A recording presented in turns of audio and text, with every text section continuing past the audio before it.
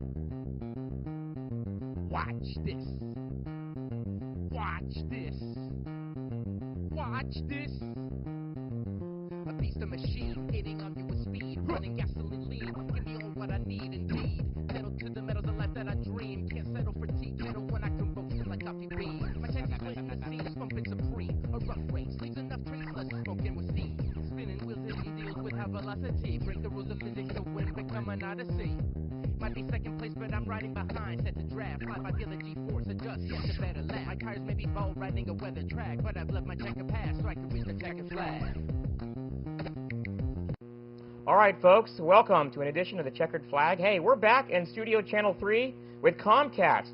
Awesome to be back here. We've got some great guests tonight, but first I want to talk about some things happening in NASCAR right now. We're going to talk about the Confederate flag a little bit later tonight, but also we're going to talk about the Coke Zero 400 at Daytona. What an accident that was. We'll have the video. We can show the video here. Man, to see Austin Dillon walk away from that was just absolutely amazing, and that's what a safe testimony to the safety gear and all the safety regulations. We're going to talk about that a little bit later tonight and on our panel discussion after our guests, with our wonderful guests here.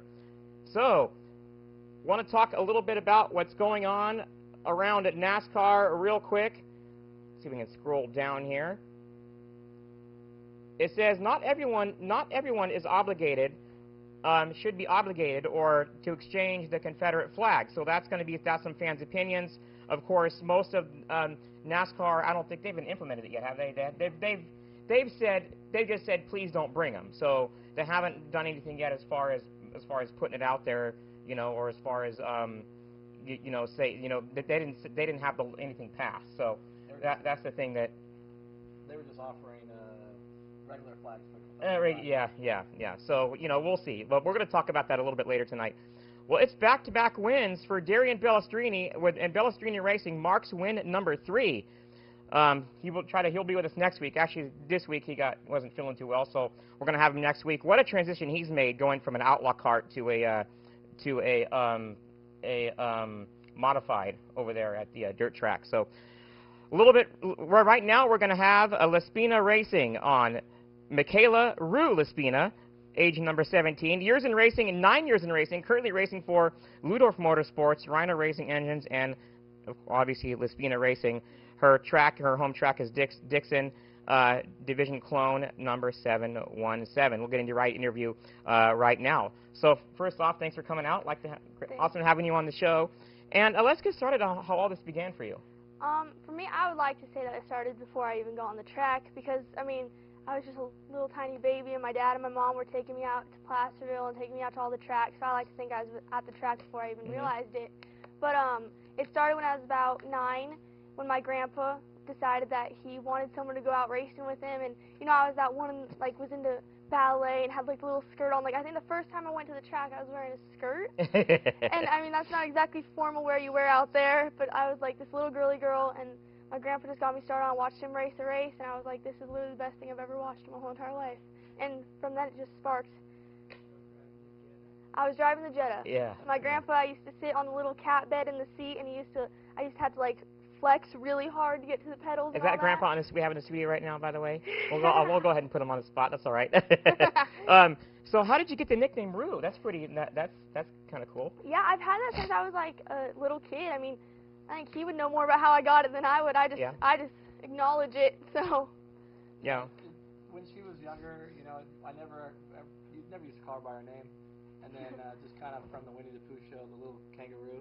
Yeah. And just kind of stuck with her, and then even as she grew up, even when me and my dad are at the track, we never, hey, Kayla or Michaela. It's always Rue, and she always answers. So, right. Everybody needs a little nickname in racing. You see a lot of the best, some of the best, Yeah, we have some of the best racers, have nicknames in racing. For instance, Smokey and So, you run a factory CC1 clone wild cart. Tell us about that. Yeah, that was my asphalt cart. So we race a wild cart. We've had it for about 4 years. Yeah. We had it for about 4 years, and I think that cart was really what brought about everything in asphalt for us. We started getting good when we got that cart. So it's kind of, I like to say it's my upbringing in that cart. I kind of learned everything in there, and I still love the cart. We're not really currently doing asphalt right now. We do races every now and then, but Right. we were with Factory CCI, so it was kind of like just a group of our friends that all teamed together and raced together and went out to different tracks and pitted together, supported each other. That was kind of cool. But you have raced on asphalt also, Oh, other yeah. than dirt. Now, is there any adjustments you have to make to those cars to go from dirt to asphalt, or you just run the same? I mean, totally different chassis to go run out there, and I think as a driver, you more have to make adjustments. Like, asphalt is all about technical stuff, you know, tense, like everything is time-wise, you don't slide, you don't bang, you don't, like, you kind of just want to stay by yourself and all that. And it's more about time, but dirt is more of like rubbing and racing, you know? You're out there, exactly. you're hitting other carts, you know, you guys are getting real close, you guys are touching, but the nice thing about dirt is it's just a lot of fun. Yeah, we'll talk about that a little later. Also, and you know, you guys go 4 wide and stuff. We'll talk about that a little later. But let's talk about some of the safety stuff, considering that that's going to be our topic tonight. After what happened in NASCAR, you know, you get, you know, something happens, you know, you don't have anything from here up, right?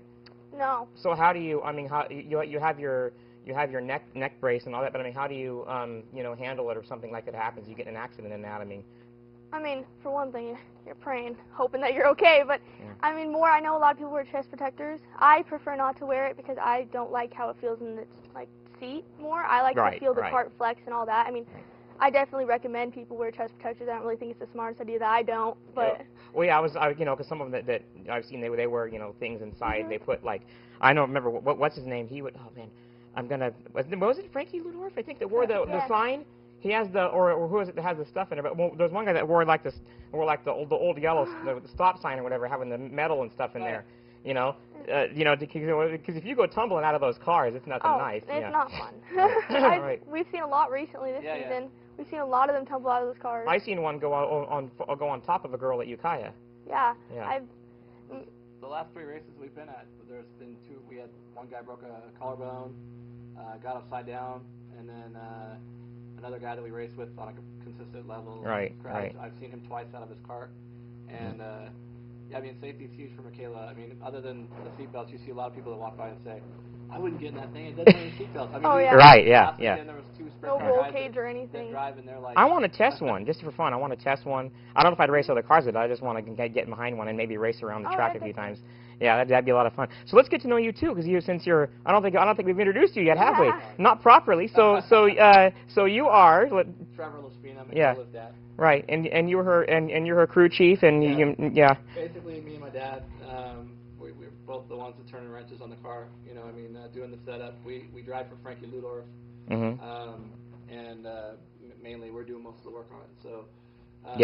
And this is just how it's been with me and my dad. And it's been a generation. Your dad raced. Also raced a clone kart. No, he actually raced a sprint car midget. Oh, a sprint. Right. He raced go-karts. Okay. Recently. Wow. He raced his first race this year at Davis. Right. He kicked butt.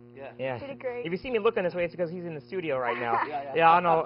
We're all looking at someone. We're all looking at. They're like, "Who are you guys looking at? What are you looking at?" No, we don't have a studio audience yet. We're trying to get one. Hopefully, we'll get some people to come out and watch the show live, and you know, we got some pretty exciting things coming up. But let's get back to your. Let's get back to the star of the show here. So, what's your home track? My home track is Prairie City. Oh wow. So that's up by Folsom, I think. Is that Folsom? Yeah, that's the one that has the paved track. Yeah. Definitely my home track. Learned all my lessons there. Right. Is it a road course? It is a road course. Yeah. I like to think it's a mixture of all the tracks put together. I think it's one of the best tracks you can ever race. If you can conquer Prairie City, then you can pretty much conquer any asphalt track around there. Right. Yeah. Exactly. So how fast is one of those cars? How fast do you go in that thing? In HPV2, we'll go about 70. 75. Yeah. That's pretty fast, though. I mean, what are your times that you're turning? You know, for your what are your qualifying times you're turning in those? I mean, they changed the track, different configurations. But I think the basic one that they do is with the Grand Prix or whatever. It's like 42 seconds. 42 seconds there. Yeah. Well, you know, at the road course tracks, but over in Dixon, you're running what, 10s, 13s? On the dirt track, we just. I think my fastest was 13.0. Yeah. That's the track record there. So what kind of engines do you got? What kind of engines are you running in those? It's a 4-cycle clone motor, which is basically like your everyday lawnmower motor, right? Yeah. Oh, okay. And then they take a Harbor Freight motor, 212, which is a clone. They have two different types. Yes. 196, Yeah. 212. Right. They take the 212 and they build it up. They deck the block. And basically what you end up doing by the time you're done is you put about $800 into a $200 motor. Wow. So, wow. you know, some people will laugh and go, oh, it's just a clone motor. But if you think about the money compared to motor to money and speeds, it's, I mean, just as good as any outlaw cart. Or, you know. Oh, yeah, absolutely. I mean, they're a lot of fun. They're a lot of fun to watch. And you know, to announce for them. I remember, you know, being over at Dixon, you know, that I don't remember, I loved all the carts, but I looked forward to announcing for those because they go 3 and 4 wide. You know, you'd get guys like Ludorf that would do middle shots. He didn't care. He doesn't care where he's going to pass you, middle side, and low track, high track, and through the shot through the middle. You know, those kind of, you know, it's just amazing to see the competition that those cars pull out. Yeah, you missed it last weekend. They had I know that there's a lot of people saying, oh, that was the best race I ever saw. Literally, the top 3 drivers, Michaela. We stuck together the whole time. The yeah, whole race. and the other 2 You must have read my competitors. notes. I was going to ask you about. That because that was in my note. Yeah. So how was that? So tell us about that race. It was awesome. It was awesome. We've had a challenging year so far. I mean, we haven't really had bad luck, but we haven't had the Get best. up to speed. The best of luck. We're transferring. We're trying to catch up with all those other guys because they have a lot of time on us. So it's kind of like us just catching up a lot. But last weekend definitely solidified the excitement for the rest of the year to come. I mean, it was one of the best races I ever raced, and I had the most fun I've ever had. Like, we were just back and forth. Wow. You weren't sure who was going to win. Awesome. Like, literally last laps, like last 2 laps, we were all still passing for the lead. Yeah. So it was really gets just back pretty and forth. hair-raising at times, you know, seeing that, you know, you guys jock for position and who's going to be up front and who's not. I mean, it could change so quickly. Yeah. But I mean, it's amazing. You know, the top 3. I mean, before we know it, you know, you're gonna be pulling some wins. I can see that. Definitely. Oh, it's in the near future we're looking for a win. And you know, I've seen that time in.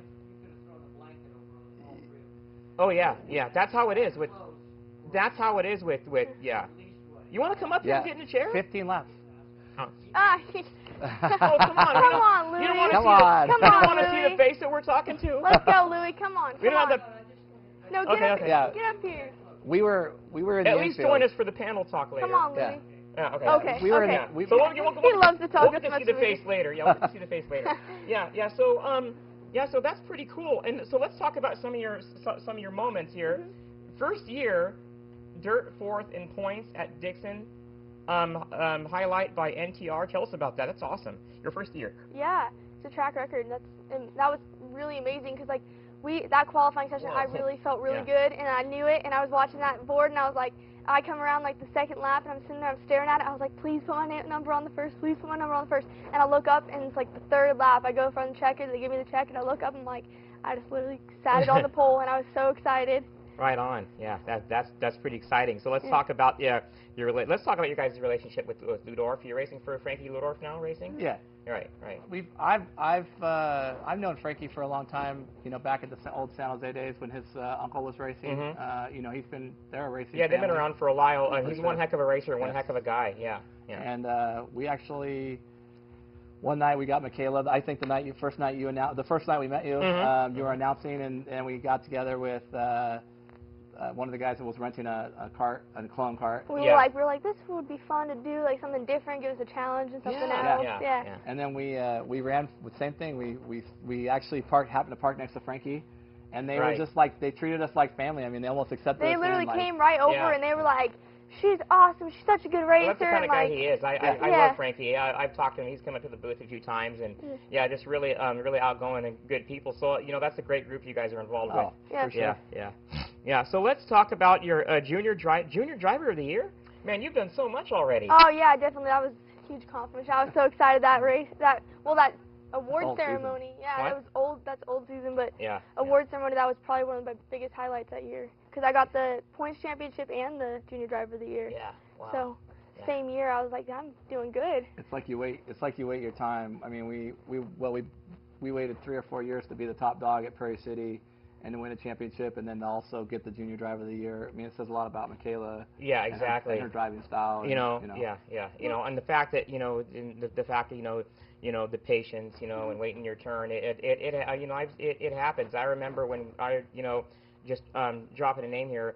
you know, when James Bickford, you know, first started out in the late models, he had a rough go at it. But here we are several years later, and he's taken wins. So like I said, I've seen that with quite a few other racers in different divisions. You being in the top 3, oh yeah, there's gonna before too long you'll be taking some number 1s. Yeah, definitely. And the great thing about like even that year was like I came up into racing, like when I started, I came up with a good group of people. Like I came up with the top dogs in that class. Like there were some good names in there that win national races. Like name a couple. There's like David Vasquez. There was like Austin Elliott. Yeah. Like all those guys are very well-known guys, and it was great. I got to learn from them. I got to race with them, and I wasn't very good. I mean, I was in the back, but I got to watch them. Yeah. And I was like, I got most of my footing just watching those guys. What an experience, though. Huh? Yeah, definitely. Yeah. So we were talking a little bit before we went on air. You were talking about this Knoxville Queen. Tell us about that.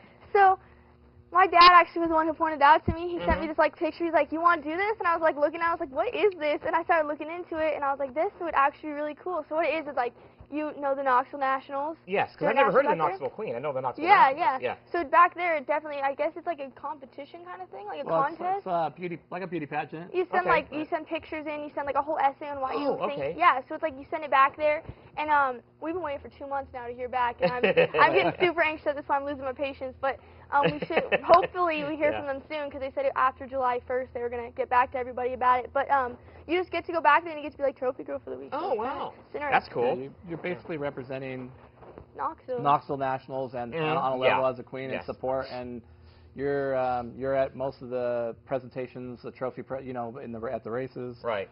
And there's a lot of prestige with it. I mean, the Knoxville Nationals and the history of that race itself, and the people that have actually raced there.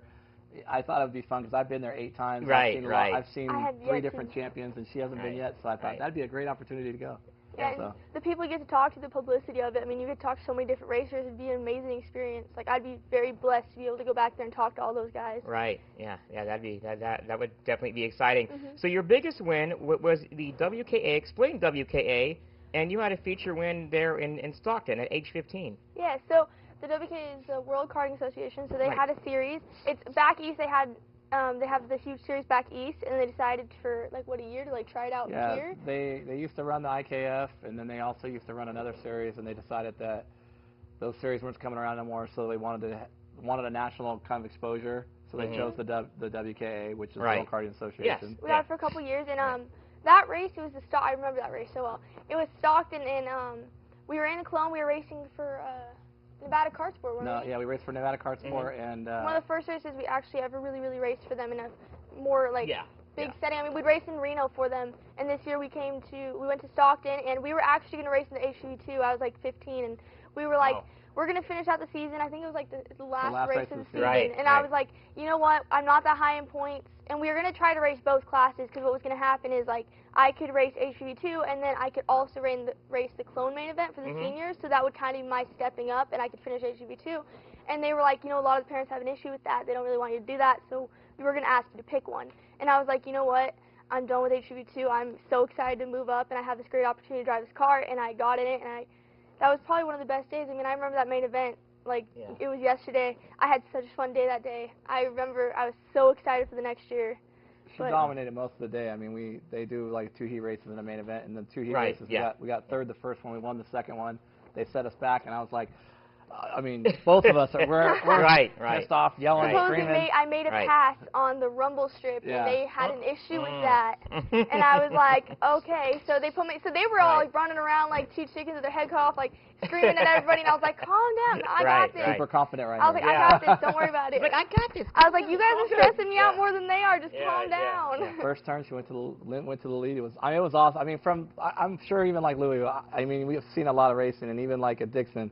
There's so much different watching someone that you're related to and actually get to see them, because I have a joy for the sport. Louis does as well. And when you have that kind of passion and stuff, and you get to see someone that you're related to dominate in the fashion that she dominated that race, it wasn't like we just beat them. We went to the lead in the first turn. We had the lead, and we walked away, got past them. We actually passed them back for the lead, and it was for Michaela, I'm sure it was definitely a huge stepping stone for me. It was a big testament to what I had grown to be as a driver because, I mean, we've had tough years. I mean, we've had years where we literally were like, this is going nowhere for us. Like, I'm not getting any of this. And I mean, everyone used to tell us, like, seat time, it's deadly to seat time. We're all like hot-headed. We're like, no, it's not, we suck, and like all this stuff. And then when that race that year came about. Did you see that on TV? Oh, no, it's all right. It's all right. Okay. And then when we came, I just got canceled. No. Canceled? Yeah, sorry. Did I say this? I don't remember what I said. It's okay. It's okay. I'm kidding. Yeah. Go ahead. Oh, okay. So yeah, so that testament was like, it was huge to me growing as a driver. I look back at that race and I'm like, that was the race I really came into myself, and I was like, that's the race I know that I had talent, and I was really proud of myself. Right, right.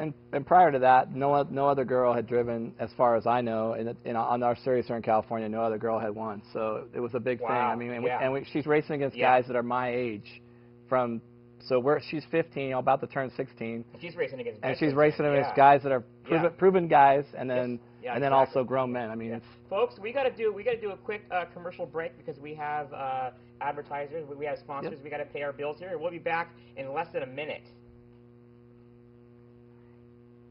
Are you counting? No.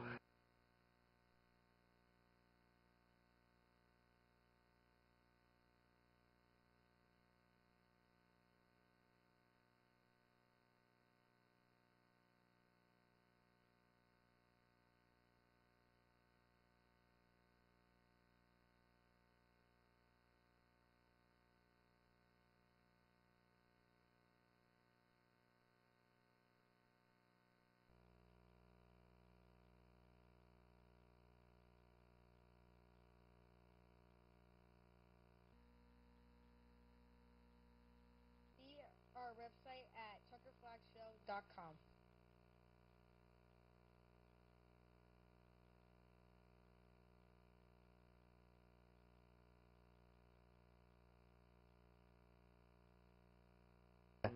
Did you get to lower thirds or no? The shifter. All right, folks. We are back. We have Michaela Spina right now. Almost a little bit of a tongue twister. So let's get back to what we were talking about. So you're I mean, it's really exciting to see that, you know, what you guys are doing and the strides you're making, and just it's awesome to see, you know. It's awesome to see that. And so you were talking a little. We'll continue the conversation here. Yeah. About the strides of the. Yes. Yeah. It's just, you know, when you watch yourself win a race like that.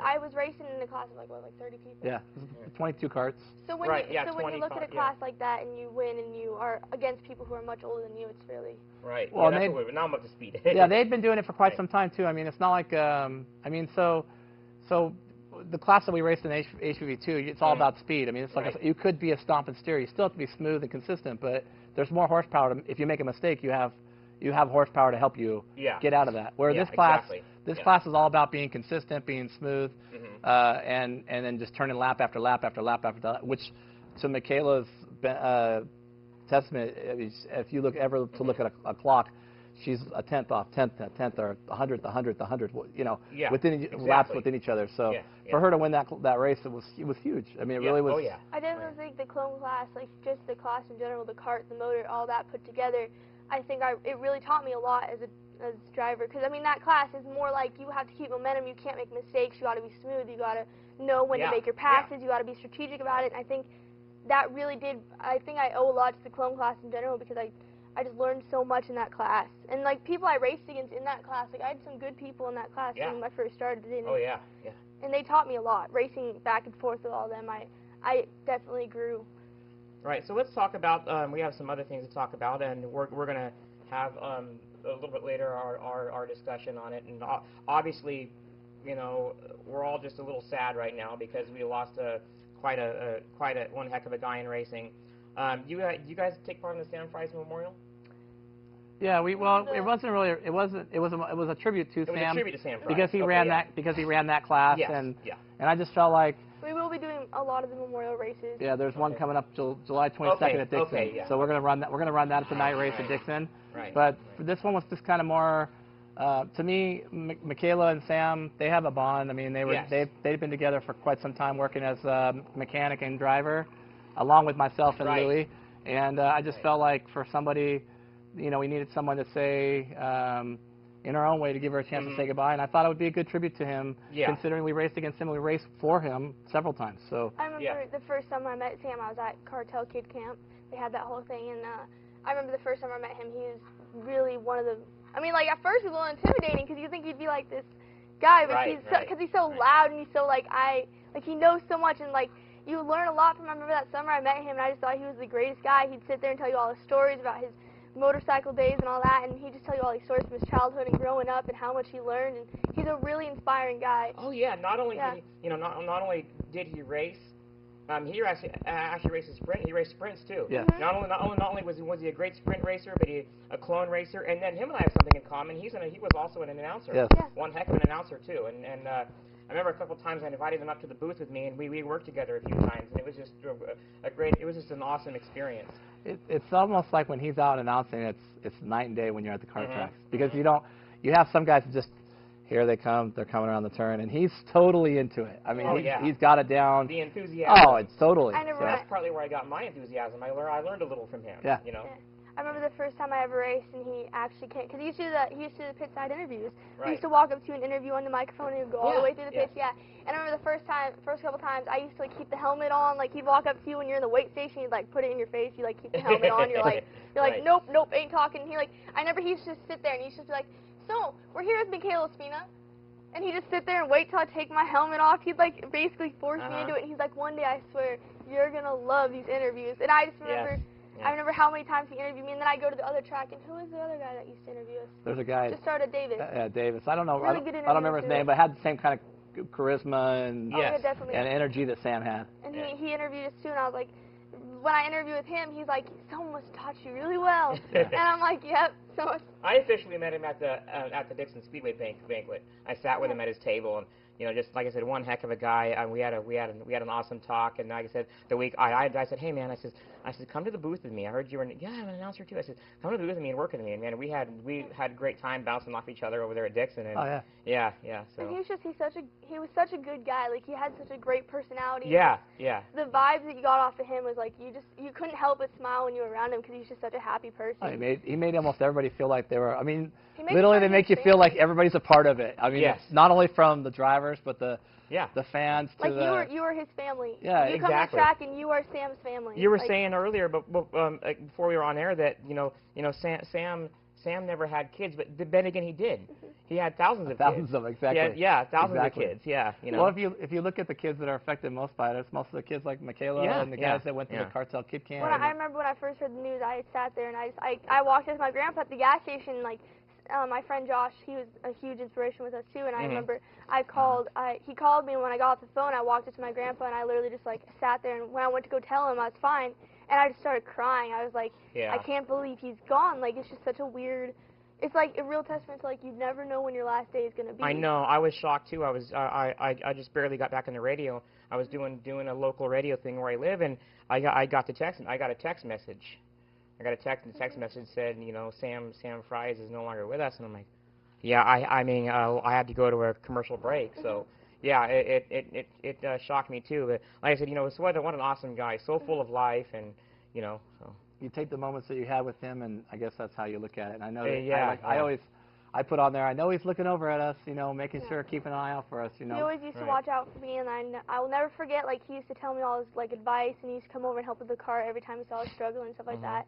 So I know I'll never forget Sam. Me neither. The smile. I'll never forget the smile. Yeah.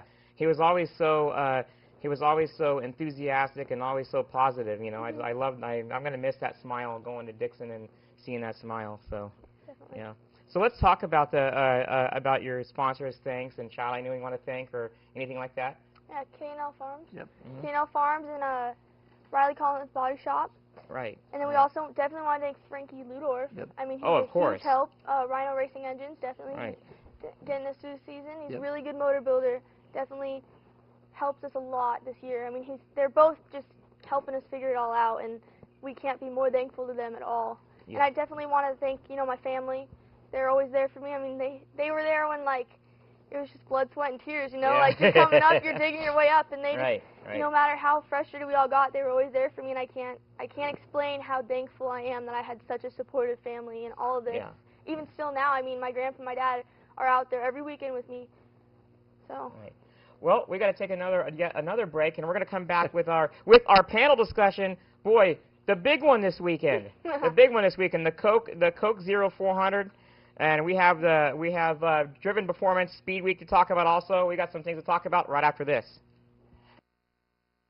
Solutions for all your computer needs: virus resolution, hardware, software, troubleshoot, and upgrades, system setups, configuration, and networking, and more. Supporting Mac and PC. Call Mantech PC Solutions for all your computer needs.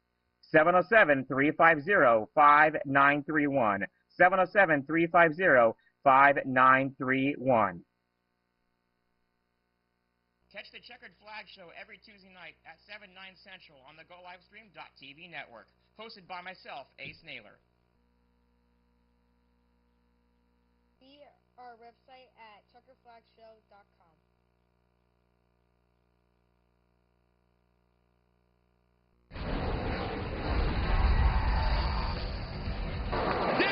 Jr. to the bottom of the track. Jr. will win at Daytona.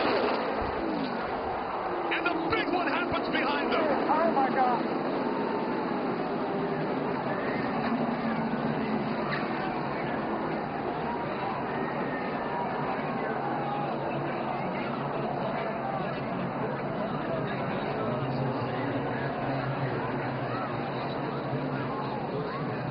The three of Austin Dillon into the catch fence. All the crews getting out to that car to assist these drivers. Thumbs going up from all the crew members, and the crowd roars. Look at the catch fence on the front straight.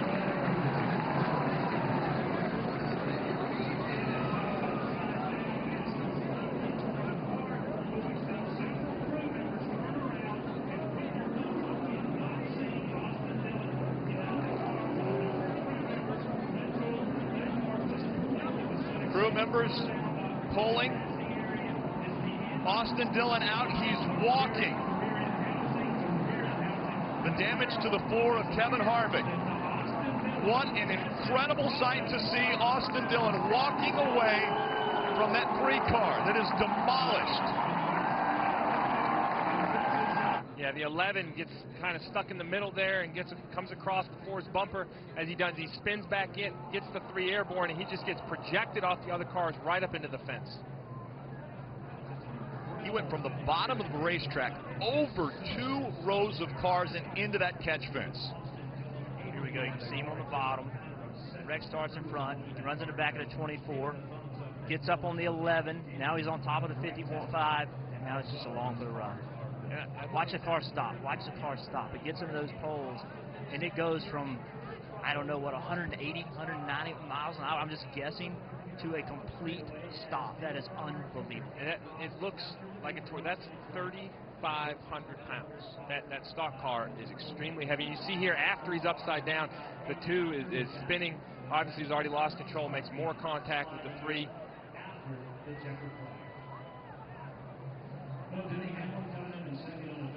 11 and the 4 to get together. Here we are at the start-finish line.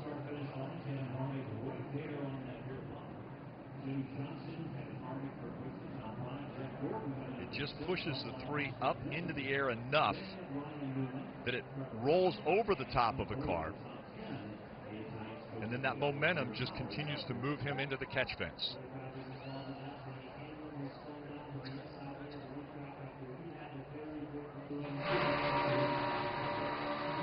Hang on. This will be a wild ride.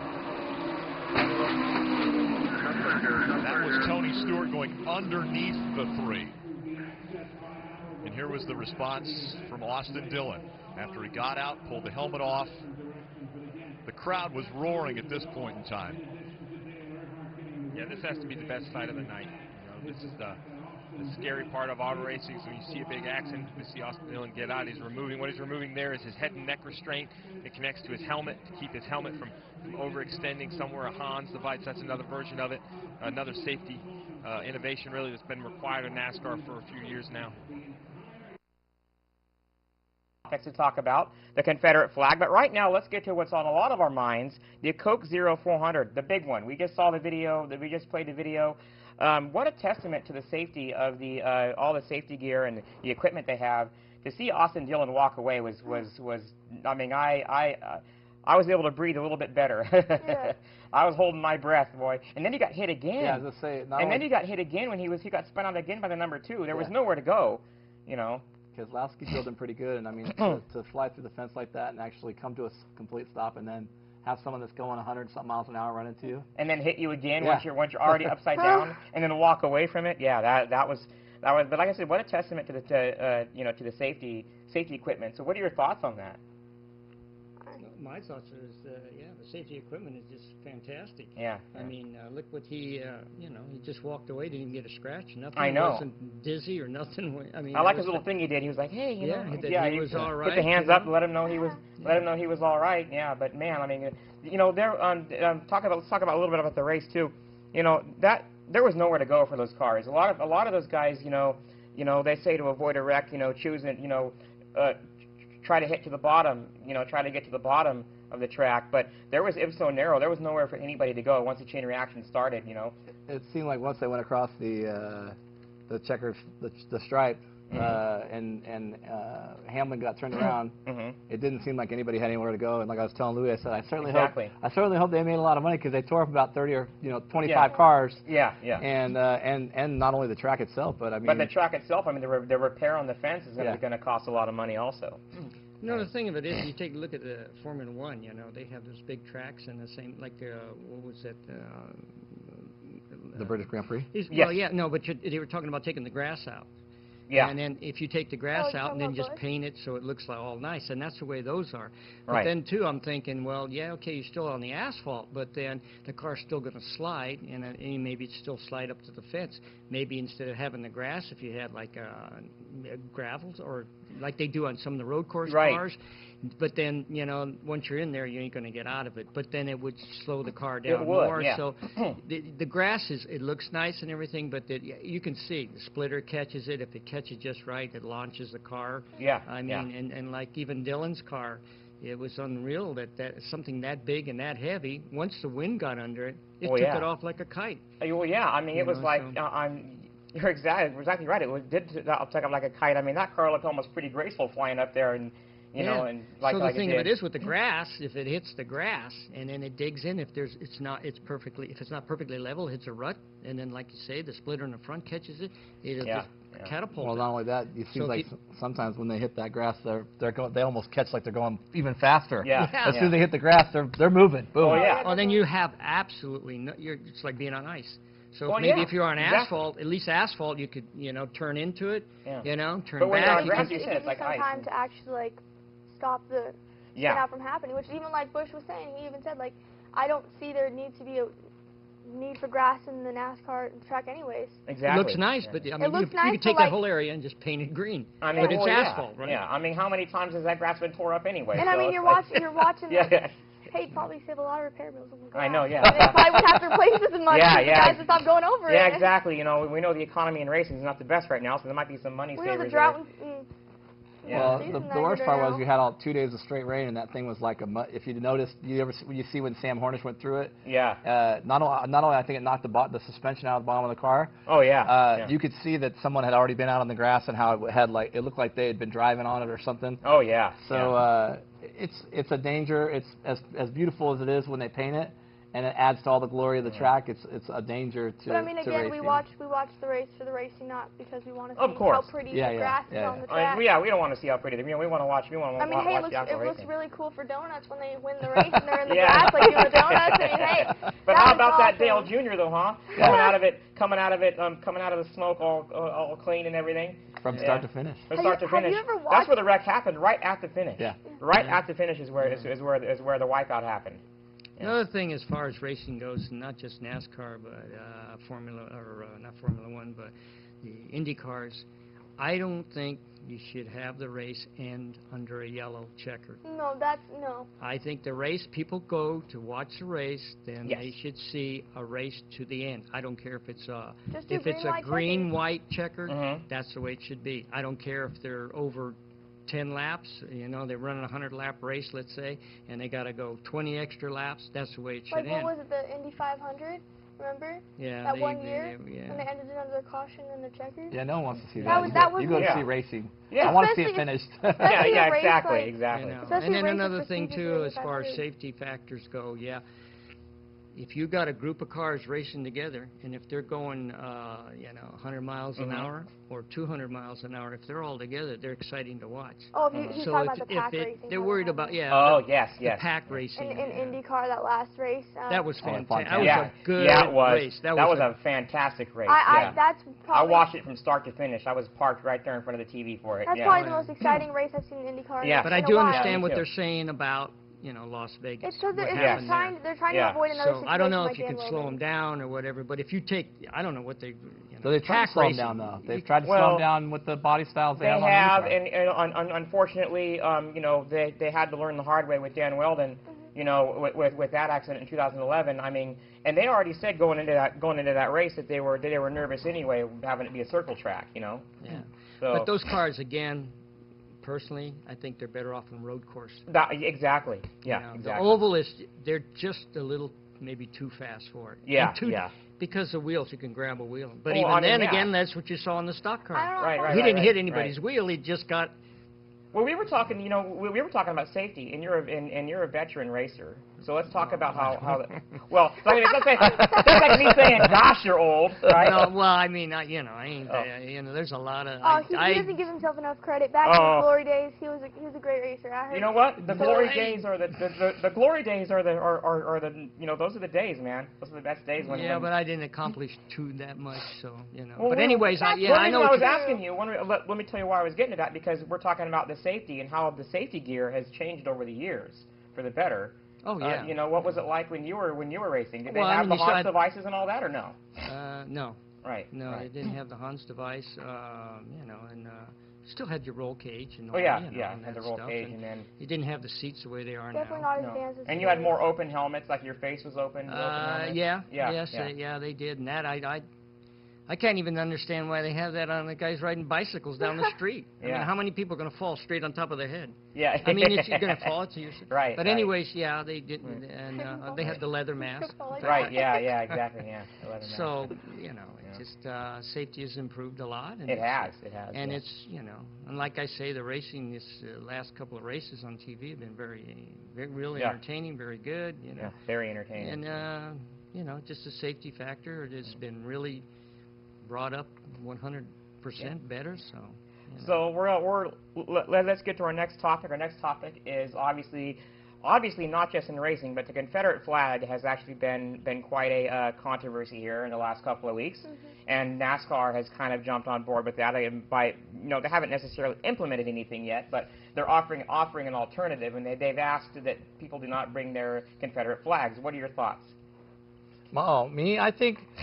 It's racing. It's not about politics or whatnot. And it's as far as I'm concerned, the Confederate flag is as part of history as anything else. I mean, it's part of racing. I mean, you take that away, you might as well take away NASCAR. Oh yeah. I mean, I have a lot of personal opinions. Go right ahead. On this thing. I mean, they've already heard it in the car all the way up here because I was talking about it with them. But I'll keep those to myself. But just the way racing came, it's from the South. That flag is from the South, and it's like those were the Southern states, Confederate flag is kind of their symbol back there, and it's more of a rebellion symbol. It's not really anything racist. It's more of a rebellion symbol. Yeah, to me, it's symbol. Just, it was them, kind of sticking up for the rights in a way. I don't know. I look at it like this. It's the good old boys, right? That's kind of how you see the good old boys. And what do you call it? What are the guys that they talk about in the back in the day? Yeah. The Richard Petty, exactly. Parsons, all those guys. It is a part Yarborough, the good old boys. Yes, exactly. And like I was watching a show on NASCAR not too long ago, and they were talking about where it got its start, and they were talking about the first time it was the Daytona 500 was televised, and they said they had a good old boy knockdown, drag out fight at the end, right? Those two guys got together, Cale Yarborough and Benny Parsons, I think, right? Got together, and then they were fighting with each other, and they said that's really what racing was about, and and to me, it's a good old. I believe NASCAR needs to stay out of the political part of everything, and NASCAR needs to focus on what NASCAR is, and NASCAR entertainment is racing. And racing. They are a bunch of men getting into cars and racing around the track. Well, women now, because they have a couple women. Danica yes, Patrick, they do. Danica Patrick, yes. I mean, I'll correct myself. They have a bunch of men and women get into cars and racing each other to the finish line. That's what NASCAR needs to stay as. They need to keep themselves out of their whole political party, flags, all that. Who has won more championships than anybody? Johnson? Huh? Jimmy Johnson. Yeah. And where's Jimmy Johnson from? Southern California. Yes, he is. Yeah. Yeah. Kevin Harvick is from Bakersfield.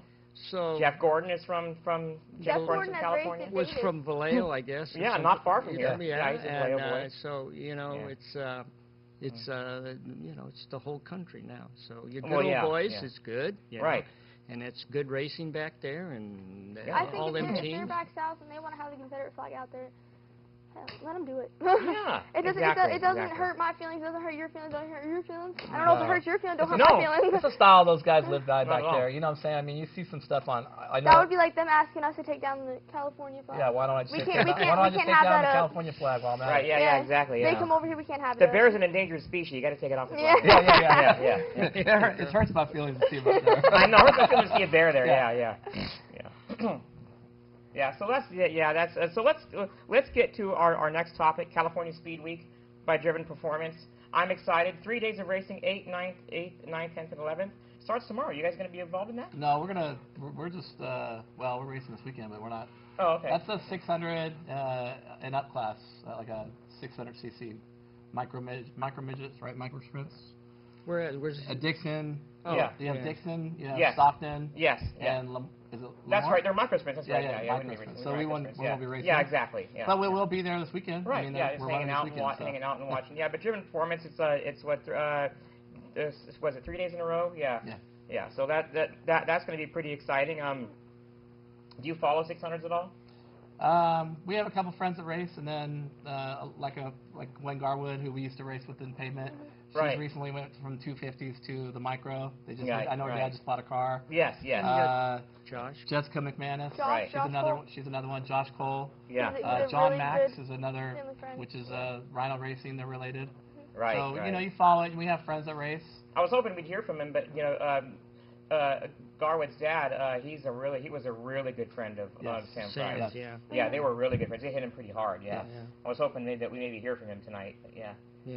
Josh Cole too. He was real getting close with Sam. Sam was helping him out too. Because he just moved up into his 600 deal. Yeah. Well, like we said, you know, Sam that's what he was. He helped everybody. Yeah. And if you look at his Facebook page on that they made for him, I mean, all it is just pictures of people telling stories about how Sam helped them and everything, and was willing to help everybody. So. Right. Well, and you look at there's a lot of levels. I just was thinking about that just now. You look at the NASCAR level. Yes. You have Road America with Joey Hand. You know, I mean, I know they were close, and you had Louis Tyrrell supporting it with the K&N series, and you had I'm trying to think of the other kid's name that runs midgets. He used to run go-karts too. I want to say Alex Schulte is his name, right? Yes. He ran and then you see the guys that did the Pan America this weekend. Yeah. And then you see the guys that ran in Colorado where Sam was going to be at the following weekend. So you notice that and it's not just go-karting, it's everything. Yes. I mean, dirt, pavement, didn't matter, you know. He was there, everything and anything racing involved, he was there. Oh yeah, guys like that'll pretty much race anything that has a steering wheel. Yep. You know, guys like that. He just loved racing as a whole. He loved being there. Yeah. I'm amazed, and I used to hear his stories about stock cars and sprint cars, and how many he was proud. He was literally proud. I mean, one time we were sitting at Dixon, he was telling us, "I won 53 main events, 44 stock car, 13 sprint car races," and then I think, I never remember seeing him, and then now I see pictures, and I'm like, well, maybe I did see that car. I remember he was telling us about how his dad snuck him into the pits and let him get into the car. He's like, I got to race the heat race, and it was like, he said he actually remembers Louis being there at the racetrack, so you knew him when he was a little kid. Yeah. I researched in my, because It's funny you mentioned that he bragged, but he never bragged it to me. He was always, you know. No, he was down to earth. He was very down. Yeah, exactly. Very down to earth. Not bragging, but more. I know what you meant. I was looking for like. I know what you meant. Because we're big sprint car people. Right, I mean, like right. I've been around racing since I was 18. Yeah. And I mean, he didn't even. I had no idea until I went online and researched him to give him to do the interview we did with him at the track that he even raced sprint cars. Yeah. I had no idea that he even did that. He was like one of the first like spec sprint. The first, yeah. One of the very first spec sprint race cars. Yeah, you're right. Yeah. And I know that, and I like the whole thing. I was just asking him was, like I asked Louis, you know, hey, about the old days, because he's older than I am, and Sam was older than I am. And I know that I have, I know that I have like a history of like what I've experienced like racing through the days of with Leonard Lee and Kevin Pilot, Jimmy Truly, and growing up that way. And then the friends that I've made. So then Louis a certain history level, like where you have like your Chuck Gurneys and your your Lee James and the guys back in those times. And then and then Sam was somewhere in between with like Greg DeCares and. You know, that group of guys. And it's just kind of funny because you start talking stories, and then I find that he's a real racer, and I'm like, oh, so where'd you race? Because I don't remember seeing you. Yeah. And then he was talking about the spec sprints and being one of the first guys. guys. Yeah, I had no idea. Winning lots of races at Marysville, and then he was talking about Placerville in the stock car and stuff. Yeah. And it's just, I mean, it's one of those things where, almost, like I said, bench racing. Yeah. You almost feel like you could exchange stories, and you know what he's talking about. Yeah. Even though I wasn't there, and he knows exactly what I was talking about because I talk a lot about. When we were together was about on the road, you know, going to Knoxville, going back east, going to Eldora, you know, checking out stuff like that. And unfortunately, you know, those stories, you know, I'll have those to hold with me, but you're not gonna be able to, you know, discuss them you know, and that's the thing, you know, we have those memories that we can hold in our hearts, you know, and I wish he was still here, but you know, I'm glad that we do have those memories. So. Oh, all good ones too. Yeah. Oh yeah. All of them are all. And I mean, I don't know his family personally, but if they end up watching somehow, I mean, condolences to them. Yes, absolutely. That would definitely be hard. Yeah. This will be on. Yeah. So yeah, we'll so we'll definitely, you know, want to put our thoughts and prayers out to the family and all the friends and everybody that loved Sam Fries. He touched a lot of lives, that's for sure. Yeah, he did. Yeah, he did. So let's get on to some other things. Actually, let's do another quick break because you know we have bills to pay here. Yeah, and we'll be right back in just a few moments. The Checkered Flag is brought to you by Mantech PC Solutions for all your computer needs, virus resolution, hardware, software, troubleshoot, and upgrades. System setups, configuration, and networking, and more. Supporting Mac and PC. Call Mantech PC Solutions for all your computer needs. 707-350-5931. 707-350-5931. Catch the Checkered Flag Show every Tuesday night at 7, 9 Central on the GoLivestream.tv network. Hosted by myself, Ace Naylor. See our website at checkerflagshow.com.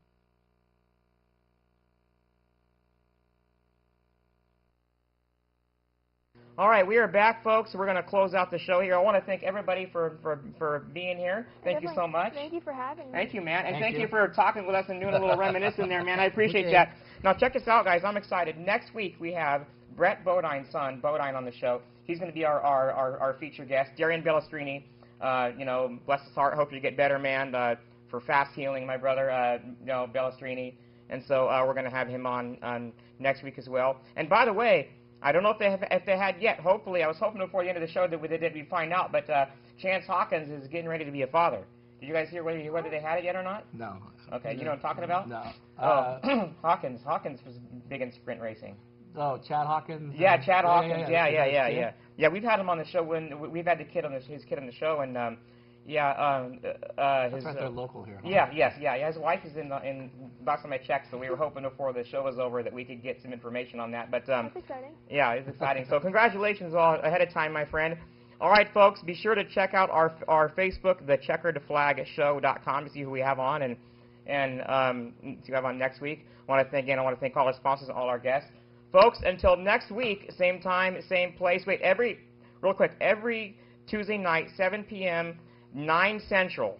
So we tape on Mondays. We'll be showing 7 p.m., 9 Central on the Go Livestream network. You can go to that, which is golivestream.tv. Click on our Rampage TV link, And then for those of you who want to see it on mobile, you can go to our Vimeo and our YouTube. We'll have that posted up tomorrow night. Thank you very much, folks.